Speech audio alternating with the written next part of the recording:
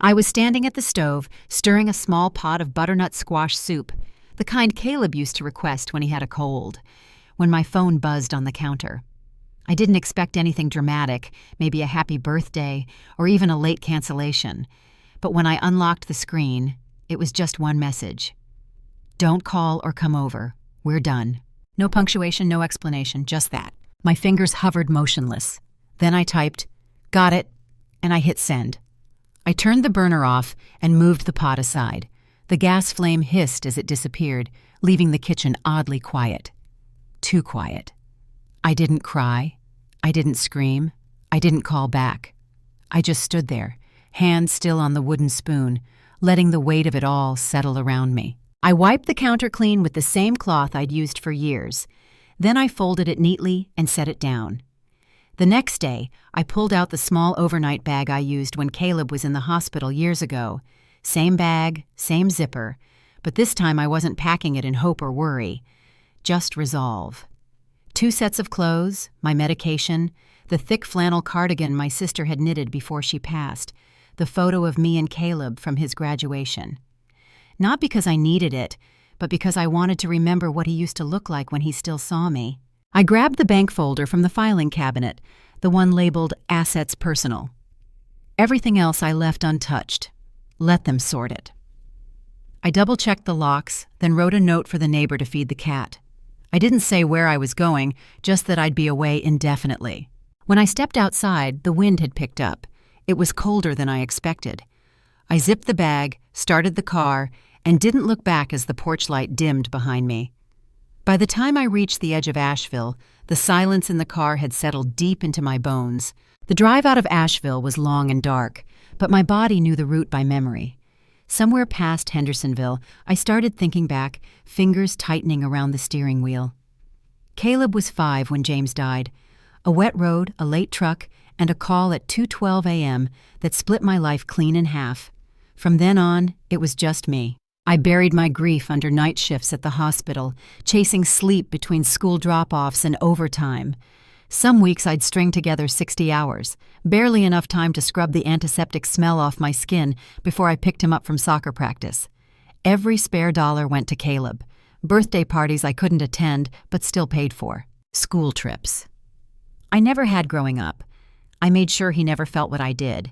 Lack, shame, being second to survival. When he got into Chapel Hill, I cried in the laundry room where no one could see me. I covered what his scholarships didn't. Even sold James's watch collection for the first semester deposit. He didn't ask me to. I just did it, like I always had. After college, he wanted a car to get to interviews. I handed him the keys to mine and took the bus for 6 months. When he called to say he'd proposed to Maya, I offered to cover the venue deposit without blinking. James would have wanted that, I told myself. 3 years ago, when he said money was tight and the baby was coming, I let them move into my second property rent-free.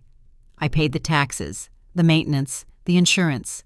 I told people I was proud of him, that he was building something, but I could see the cracks before they formed. Still, I gave. Not out of obligation, but because I loved him. I wanted him to feel carried, even if no one ever carried me. Now the gas station lights flickered in the distance, and I realized I'd been holding my breath since I left. I pulled over and sat in silence, listening to the engine tick as it cooled. In the first years after Caleb's wedding, I tried to keep my distance. Just enough to make them feel independent, but close enough to still matter.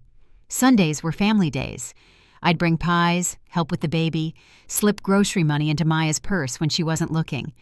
It felt good to still be needed, even in small, quiet ways. Then things shifted. It was subtle at first. A text about changing dinner plans, a missed call that never got returned. One Thanksgiving, I arrived with a casserole and found the driveway empty.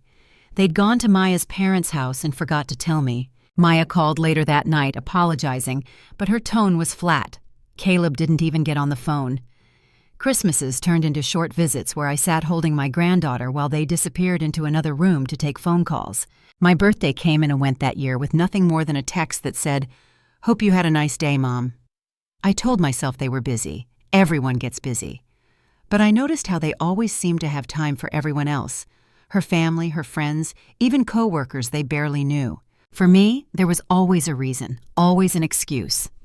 When Maya's sister came to visit, I stopped by with flowers and cookies for the kids. I was in the kitchen rinsing the vase when I heard it. Maya's voice, low but clear through the open doorway. "She means well," she said, "but she's kind of a downer." The words landed like glass splintering. I stayed perfectly still, my hands under cold water until they went numb. When I stepped back into the living room, Maya smiled like nothing had happened. I smiled too. That night, I sat in my car for a long time before driving home. After that, I stopped calling so often. I waited to be invited instead of asking. Weeks turned into months, and silence filled the spaces where family used to live. It was the kind of silence that teaches you how small you've become. And I carried it quietly because I still wasn't ready to stop trying. When Caleb and Maya moved into the Asheville house, I never asked for rent. It wasn't generosity, it was instinct. He said they needed time to catch up, that daycare was expensive, that Maya's hours had been cut. I remembered what it felt like to stretch every dollar until it split. So I said, "Don't worry about it, just take care of each other." And I meant it. I kept the mortgage paid, handled the insurance, covered repairs quietly when things broke. Caleb assumed those things just got handled. He never asked, and I never told. When the tax lien hit last year, $12,000, he panicked, called in the middle of the night, said he didn't know how it had happened. I didn't ask questions. I drove to the county office the next morning and paid it off before they could place a notice on the door. He never brought it up again. Not a thank you, not even a text. I still held joint ownership of both houses. James and I had set it up that way after his accident to protect the family. Caleb didn't know that gave me equal authority to sell, refinance, or reclaim. I never used that power, never even mentioned it. I believed in letting them build their own home, even if it was with my bricks. And then there was Harper, their daughter, my granddaughter. They said they couldn't afford the private school downtown, the one with the special reading program she needed. I knew what it meant to fall behind early. I called the school directly, set up an anonymous donor account, and paid the tuition every month like clockwork. Caleb assumed the school gave them a grant. Maya said it must have been a blessing. They were right, it was. I kept all the receipts in a folder labeled H Education in my filing cabinet, tucked behind old tax forms and birth certificates. I never mentioned it, not once, because sometimes love looks like silence. And silence is what I gave, until it wasn't. It was a Saturday afternoon when I decided to drive over to the house. I'd finished a quilt for Harper, soft pastels and tiny stitched stars, her favorite. I hadn't seen her in weeks, and I missed the sound of her voice when she told me about her books. I didn't call ahead. I just wanted to see her face, maybe stay for a cup of tea before heading home. When I pulled into the driveway, their car was there. Music drifted from the living room window, the kind Maya liked when she cooked. I smiled, relieved. For a second, it felt like things could still be simple. I knocked twice, quilt folded neatly in my arms. The door opened just enough for Maya to appear, her hair pulled back, a polite smile fixed in place. "Oh, Marilyn," she said, voice light, "we weren't expecting you." "I finished Harper's quilt," I said. "Thought I'd drop it off." Her hand gripped the doorframe. "She's down for a nap," she said quickly. "Maybe another time." I hesitated, my fingers tightening around the fabric. "It's all right. I can just leave it inside." She shook her head. "Actually, Caleb's working on a deadline. The house is a mess." I stood there looking past her shoulder. I could hear Harper giggling from somewhere deeper in the house. "I won't stay long." Maya stepped slightly forward, blocking the view. Her smile didn't move. "Next week, okay? Just text first." I nodded, not trusting myself to speak. The wind caught the edge of the quilt, and I pressed it against my chest to keep it from slipping. She closed the door gently without another word. I drove home in silence. The quilt sat on the passenger seat, still warm from my hands. That evening my phone lit up. "Don't call or come over, we're done." I read it once, twice, 3 times, waiting for the words to change. They didn't. I typed 2 words back. Got it. The morning after Caleb's message, I didn't cry. I didn't try to call. I didn't explain myself. Instead, I made a list. I opened my laptop and began canceling every auto payment, the mortgage on the Asheville property, the insurance premiums, the water bill, the security system, the landscaping service I'd been quietly covering since they moved in. Next, I logged into the tuition portal and terminated the anonymous payment plan. Harper's next month of school would go unpaid. I didn't do it to punish her. I did it because I was done hiding behind quiet sacrifices no one wanted to see. Then came the bank. I drove downtown and waited in the branch lobby until they called my name. I asked for all shared accounts to be frozen and closed. I handed over my ID, answered security questions, and signed the final forms. "Do you want to notify the joint holders?" the teller asked. "No," I said. "They'll find out soon enough." From there, I walked 2 blocks to the attorney's office. I'd made an appointment months ago, but never followed through. This time I did. I signed a notarized letter formally stating my withdrawal from all financial and legal responsibilities tied to Caleb or Maya.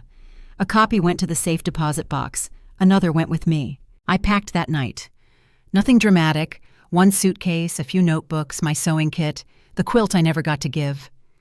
Before sunrise, I filled the tank and headed west toward the Smoky Mountains. The cabin was small, tucked behind a gravel road lined with overgrown pines. It had belonged to my Aunt Florence, who used to call it her disappearing place. She left it to me in a handwritten will decades ago. No one else in the family even knew it existed.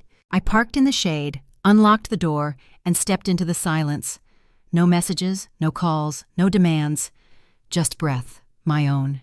And for the first time in years, it was enough. By nightfall, I had lit a fire and made tea.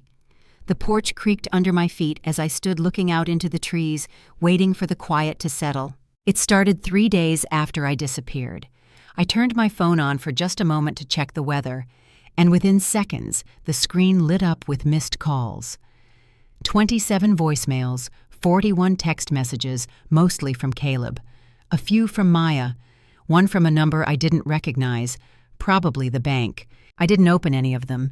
I just turned the phone back off and slid it into the drawer next to the fireplace. I already knew what they were saying. When the water shut off, I imagine Maya called the city confused. Maybe she accused someone of making a mistake. She would have checked the account and seen my name, then realized the card on file had been declined. The same with the internet, the lawn service, the alarm system that pinged every time a door opened. They must have called the bank when the mortgage payment bounced. Caleb would have raised his voice, confused about why the account was closed. That's when he would have heard the word that still made people pause, joint owner. That was me. When the property tax notice came with a red stamp across the top, I could see him pacing the kitchen, blaming Maya, blaming the city, blaming everyone but himself. And the school.